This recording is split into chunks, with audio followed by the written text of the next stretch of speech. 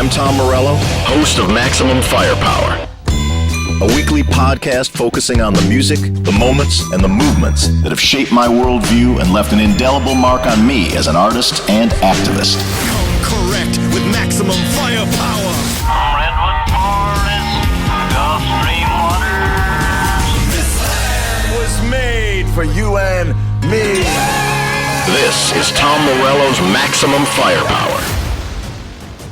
I'm Tom Morello. Welcome to Maximum Firepower. Today it is an honor and a privilege and a delight to have my good friend and guest, Bob Ezrin, as we run down our 10 favorite guitar solos of all time. Bob, how are you today? I'm doing great, Tom, and it's my delight, my pleasure, and my honor. It's lovely to see you. Now, Bob Ezrin, of course, has produced some of the greatest and most important albums of all time, from the Pink Floyd to the Alice Cooper to the Kiss catalogs, and I'm to the present day MC5 record, which he's working on which I'm keeping him from working on right now by forcing him to do this podcast with me. But what we've been doing on these over the course of these last few Maximum Fire podcasts is coming up with top 10 lists where my guests and I will each pick our top 5 in any particular subject, and Bob and I, after some discussion and debate, have landed on our top 5 favorite guitar solos of all time. Subject which we're intimately familiar with. And Bob, I'm going to let you take the first slot. Give me a guitar solo that you enjoy. Oh, well, number one, and I admit to a certain amount of prejudice here, but number one for me all time is the solo in the middle of the song Comfortably Numb. And right behind it comes the solo at the end of Comfortably Numb by David Gilmour of the little English band called Pink Floyd. Yes, perhaps you've heard of them. The Wall. Perhaps you've heard of them. So Bob produced The Wall, and so tell us about the recording of that guitar solo. Okay, so what we were doing when we made that record was we would create a guide track first and then kind of overdub everybody to it. So for most of the songs, we would have like an acoustic guitar and a vocal to set the song form for us, and it would be done to a click, sometimes human, sometimes a drum loop that we made. And the drum loop was, interestingly, literally a loop of tape that would go all the way around the room, from the machine across mic stands and back to the machine. And we would cut it out of some of Nick Mason's own playing so that when it came time for him to play on top of it, he was playing with someone he knew and loved. Yeah. So on this one, I had a pretty good notion for the kind of arrangement of the song, and so did David, and we had a drum loop. So the two of us sat down, I played piano, and he played guitar. He was set up through his big Yamaha. He had a Yamaha Leslie amp, and he had a secondary amp, and I can't remember whether it was the high watt or exactly what it was. But the combination of the two was what made up that sound. And I was playing the other parts on the piano just so that there was some body to the guide track. And we're playing along, and then we come to the solo, and David Gilmour goes, and played that solo, which knocked me back on my piano. I mean, I didn't stop playing because I'm a pro, but I almost passed out because it was improvised? Improvised. It was improvised, yeah. Like off the top of his head, which so much of his soloing is. And it was just so amazingly beautiful, fitting, complete. It started right, it arced right, it ended perfectly and led into the next bit of the song. For me, it was perfection. And I just went, oh my God, that's our solo. And David said, well, I think I can do better. So, so he went and tried hundreds of times, literally, to better that solo. And it was the first one that you kept. Yes, my recollection is that's the one that we kept. Wow. There's such a spiritual component to that solo. You know what I mean? Like there's clearly a tapping into something else there. Right, which, by the way, is so much of what David does. You know, and it's interesting because he's rather taciturn as a person, right? He's not the most effusive person you've ever met, and runs the gamut of emotions from A to B, and you don't never really know what's going on there unless you know him very, very well, and that's, I think, purposeful on his part. He's he likes to hold things back, but boy, when he plays the whole world's worth of emotions, and he plays the whole world's worth of spirituality and tenderness and beauty and majesty. There's a kind of a majesty to his sound. So that's number one. I'm going to go with a David Gilmour solo for one of mine as well. The solo from Time. Yeah, the solo from Time, which is an interesting sort of like complement to and juxtaposition to the Comfortably Numb solo, where there is this, in Comfortably Numb, to me, it feels as almost like, while the song is kind of dark, there's a spiritual relief to the solo in Comfortably Numb. Time kind of goes dark. There's a dark majesty to the solo in Time. I played that for my 9-year-old shredding son, Roman, and he felt sort of the power and the emotion of it just with one listen through. You know, and it's a solo that I think will connect for the ages, and David Gilmour, you know, is topping our list. It should be a surprise to no one. The next one on my list, it's of a similar ilk, but it's all along the Watchtower, Jimi Hendrix. And the reason for that is probably similar to the reason for David Gilmour. I just find it's transcendent, it elevates you, it just carries you on a journey. And as far as I know, it was another one of those kind of early takes and all the way through. This was not something together. They sliced and diced together, right? And this is just off the top of his head. Very much like David, Jimmy had this ability to lose himself and to sort of tap into the gods of music, you know, and find a way to express just this whole like wide variety of emotions and feelings through an impeccable stitching together of a billion notes. Like these guys, we're not talking about like, what do, that's it, right, see you right, bye. Right, These right, are like right. a billion notes and none of them are wrong. Right. The thing about All Along the Watchtower is like, it's in movements. The solo is in movements. It is indeed. You know what I mean? It's in movements in a way where I love Jimi Hendrix playing no matter what he's doing, but sometimes it's clearly like this kind of at the crossroads blues jamming in a way that is transcendent, but not so much on this solo. There's compositional movements that all feel like they're made up off the top of his head to create this transcendent moment. I'm going to go with Jimi Hendrix on this one. I'm going to go with the Star Spangled Banner at Woodstock. To make a guitar solo that is a historical, cultural moment, cornerstone in a country's centuries history, is something else. You know, now we also take it for now. Everyone plays the Star Spangled Banner at a sports game with an instrument that's not their voice. But the idea to sort of turn that song on its head to capture the cultural tumult of the times. You hear the Vietnam War in it. You hear, you know, the riots in the streets. You hear the sexual revolution happening, all while he's playing the nation's song, you know, in a way that we would never be able to hear it the same way. This is your doctoral thesis, Morello. I'm telling you. I'll bet you if you petition for this as a doctoral thesis, they would take it. They would take it, yeah. Because it encompasses everything. And I agree with you. I didn't think of it as a, you know, I guess this is the producer in me. When you say guitar solo, I was doing it in the context of a record. But you're right. I mean, that is a solo performance.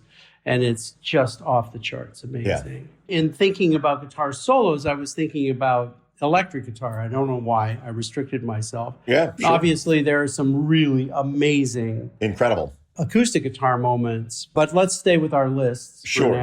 Johnny Be Good was number 3 for me. Can't argue with that. And my reasoning was that opened the door for expression on a guitar within the context of a record. And let's face it, that's where we all got to ply our craft, right? If it weren't for records, nobody would have heard what we played. So, right. So, and up until then, really, guitar was an important sort of bed to the song, but it was rarely a featured instrument. Every once in a while, and usually for 5 seconds, and then you would move on. Yeah. But Johnny Be Good got everybody really interested in rock and roll guitar. Yeah. And I think it gave birth to a whole generation of guitar players who were like, ooh, wait a minute. I could do that. Yeah. You know, and then that led to people becoming more creative and inventive. And I think it's responsible for pretty much every form of rock thereafter. I will not argue with you there. Yeah. I mean, and not low on the list would be like the Beatles and the Rolling Stones, for example, of people. Who responded to that. The next one on my list is the poster that I had on my wall when I was practicing my 20,000 hours was a contemporary shredder of the day, a fellow by the name of Randy Rhoads. The song Mr. Crowley is the one that has not one, but 2 of my favorite guitar solos in it. Randy Rhoads identified first and foremost as a musician and secondarily as a rock star. And that very much appealed to me. My uncle Carlo Morello played in the Chicago Symphony Orchestra for 40 years. So he'd be around the house with his violin, and taking a craft seriously is something that I saw firsthand. My grandfather was a talented pianist as well. And so then here was a guy who, as the legend, he was on tour with Ozzy Osbourne. On days off, he would take classical guitar lessons in whatever city that they were in. He created a unique alloy, in my opinion, for guitar players. One was he had all of the Eddie Van Halen pyrotechnics, the guitar playing of the era he had down. But he also had this classical background, this underpinning, and this seriousness about composition, and he understood sort of modal theory. And so he's matching this crazy guy who's biting heads off of bats, his studied DNA. It was one part Paganini, one part Angus Young, and it happens not once but twice in the song Mr. Crowley. Boy, I have not heard Angus Young and Paganini.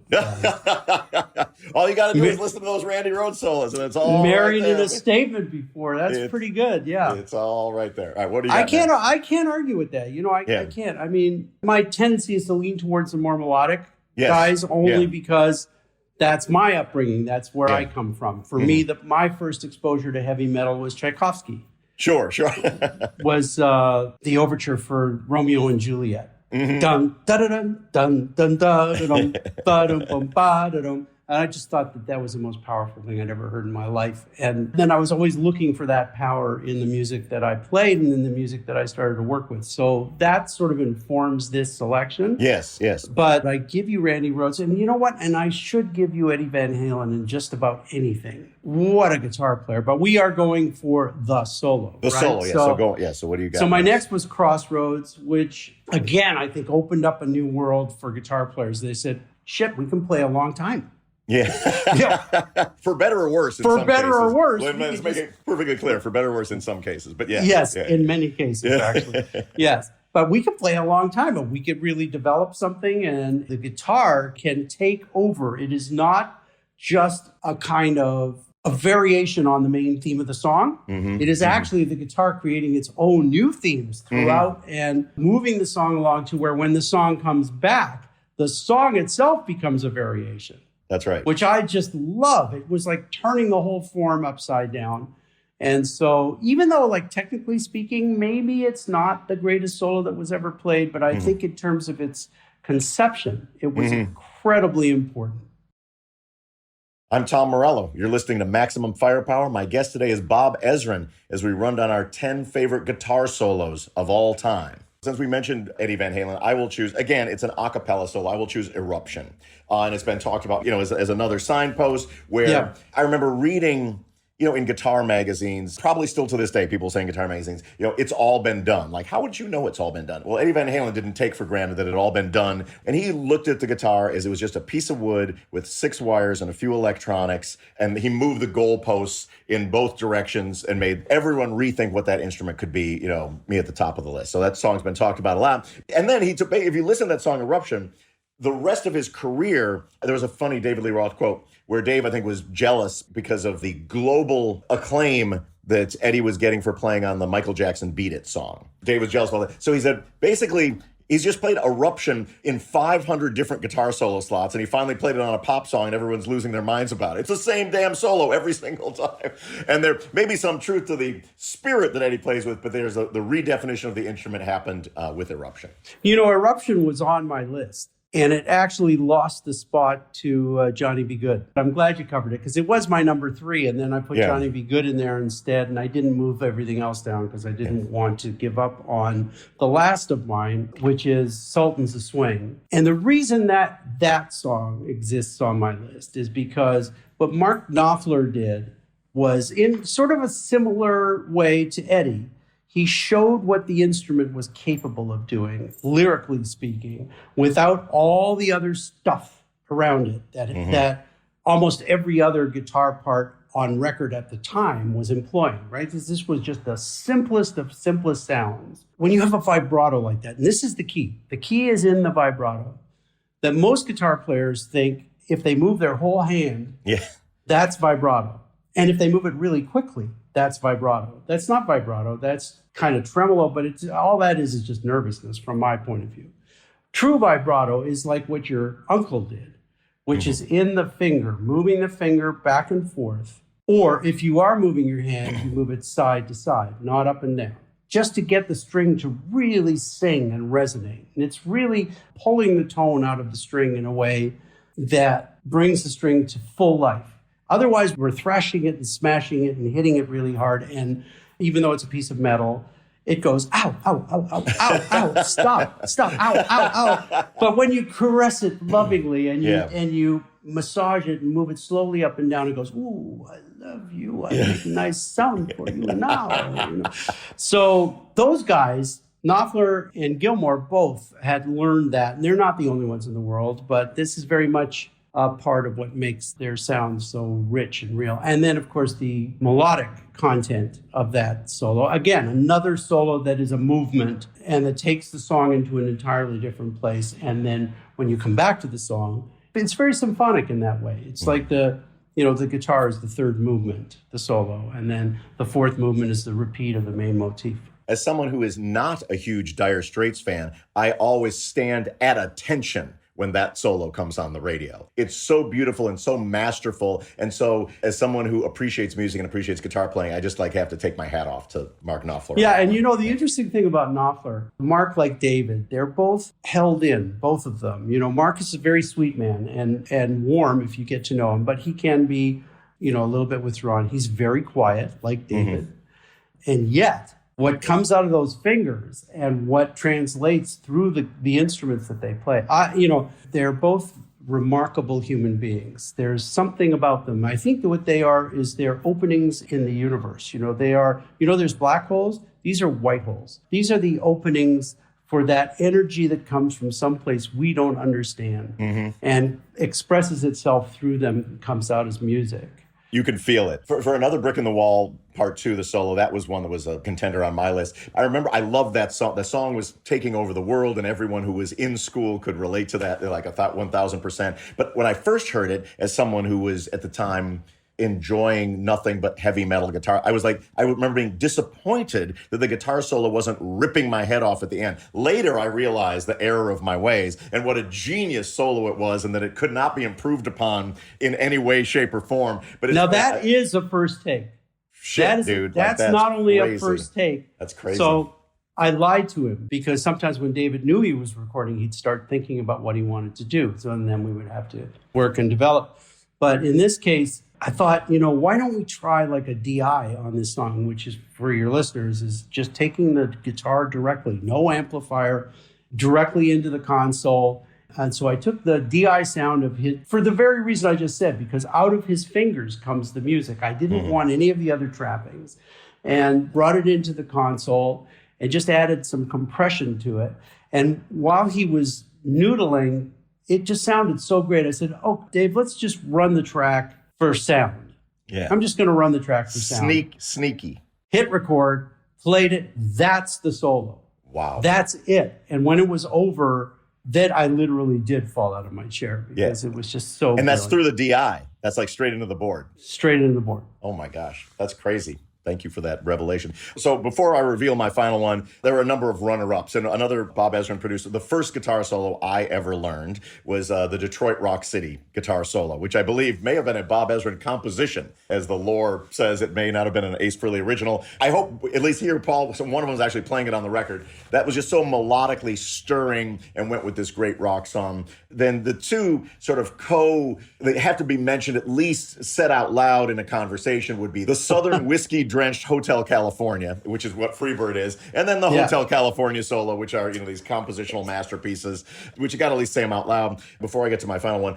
Two were very meaningful to me, but did not make the top five. Really almost anything in the Gang of Four catalog. Andy Gill, who really was an outside player who deconstructed the way that guitar could sound within a song, and so these sort of jagged, raptor-like noises accompanying this funk background. And then Alan Holdsworth in his song Metal Fatigue, which made me think about sonics in a very, very different way, and playing unexpected sounds and notes to complement songs. But I went with a more traditional one for my final, which is Stairway to Heaven. Whether it's the one on Led Zeppelin 4 or whether it's the live one from Song Remains the Same, it's just a work of inspired genius. And while some of the guitar solos we discussed have been sort of groundbreaking ways, I don't know that this one was. It's just so melodically and emotionally and spiritually just completely transcendent. And I would maybe put money on it may be the most heard guitar solo of all time. Between Stairway to Heaven and Comfortably Numb, those two songs were played a lot. A lot. I resisted putting Stairway to Heaven on there only because it was so popular and sort of played to death. Yes. And I probably would have done the same with yeah. Comfortably Numb if I hadn't been associated with it. But the truth is, you're right. Boy, that is an entire symphonic work in and of itself. Yeah. And where a band that was known as much for its mystique as for anything else, to be able to sort of nail or represent that mystique with notes on that song is something that's, it rounded out the entire majestic package of Led Zeppelin in a way that, That's a good way to describe them in general, actually. Yeah. They represented their mystique in notes in so many different cases, in so many different ways. To finish our conversation, Bob, so there's a lot of musicians who listen to this, and as someone who has produced some of the greatest guitar solos, now everybody's at home trying to produce their own guitar solos. That's what's happening right now. So would you get any sort of words of advice for the aspiring guitar solo players and recorders out there? Where I start with just about any guitar player that I've worked with, we start our conversation with the blues. We start there because the instrument itself sort of, in a way, gave birth to the musical form that we know of. I mean, there's the blues that's a cappella, which is an entirely different thing. But instrumental blues was, basically belonged to a guitar and a vocal. And the guitar had to play so many different roles because there was just one person singing and just one person playing. The guitar had to not only support, but it had to speak its own language and had to find itself. And I think in a way the instrument evolved around that musical form, at least in terms of the steel string instrument, the steel string acoustic and steel string electric instrument. So for every guitar player that I've ever worked with, I asked them to play blues. Let's just play some blues. And I can tell right away if they have that foundation. Because if they don't, I send them in a way back to school and say, go back and listen to blues records and learn some of those solos. It's going to teach you how your instrument was meant to be played. And then the idea is learn the fundamentals like you do with anything. Learn how to ride a bicycle in a straight line to start off with. And then you can start doing wheelies and all that other stuff. Yeah. So learn the fundamentals of the guitar. And for me, the fundamentals are not playing Bach exercises on a guitar. They are playing the blues and coming to a point where you understand those structures all the way up the neck. Not just first position, but fifth, seventh, all the way up the neck. Where's the blues form? Where's the structure? Once you get that, then I want you to pay attention to your vibrato, because therein lies the sustainability of a note, the richness of a note, the attractiveness of a note. You want your notes to be beautiful. You want people to love them. So if you want them to love it, here's a way to think of it. Are people going to love you if it talks like this all the time? Usually not. Mostly they'll love you when you say, I love you. Yeah. So you want your guitar to, sometimes you want it to scream to get people's attention, but sometimes you want it to step forward and whisper in their ear. And the only way to get that sound is to learn how to massage the guitar itself. And the massaging is in the vibrato. And then the third thing that I would say is pay attention to your pick. Because a lot of guitar players now, they're so in a hurry to get going. They've got a left hand that's it's fantastic, plays a billion notes in a way, but the pick is not grabbing the string in an efficient way. So what we're getting is a lot of sh, sh, sh on notes instead of ding, ding, ding. We get shing, shing, shing. You miss the attack. If you miss the attack, you miss the front part. It would be like drums. If all drums sound like whoop, whoop, whoop, instead of boom, boom, boom. Guitars are percussive instruments as well as melodic instruments. So you got to know how to hold the pick so it gets that attack in an effective way that doesn't screw up your vibrato and that, adds to the richness of the tone. Those three things are for technique and for getting yourself good at your acts. Then how to play a proper solo is sing it. As far as I'm concerned, if you can sing it, it's a great solo. If you can't sing it, it's probably just a bunch of notes. Because at the end of the day, the audience is going to take it away and try to remember it and sing it in their heads. The great solos are ones that the audience are walking around singing in their heads. If they can't sing it, it ain't a great solo. That's my opinion. Well, thank you, Bob. Thanks again for doing this, man. I really appreciate it. And My I appreciate great pleasure. You. Thanks very much for listening, everybody. This has been Tom Morello's Maximum Firepower podcast. Until next time, take it easy, but take it. Let foes of justice tremble. This has been Tom Morello's Maximum Firepower. Hear this episode again or listen to past shows right now on the SiriusXM app. Search Maximum Firepower.